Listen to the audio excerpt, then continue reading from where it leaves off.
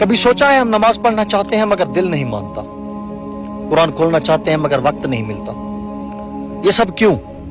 یہ وہ نشانیاں ہیں جن سے پتہ چلتا ہے کہ اللہ ہم سے ناراض ہے۔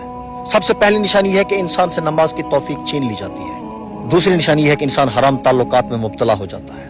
اور اللہ کی ناراضگی کی تیسری وجہ یہ ہے برے دوستوں کی صحبت اچھی لگنے لگتی ہے اور نیک لوگ برے لگنے لگتے ہیں۔ چوتھی نشانی انسان والدین کی نافرمانی کرنے لگتا ہے۔ پانچویں نشانی انسان گناہ پر گناہ کرنے لگتا ہے۔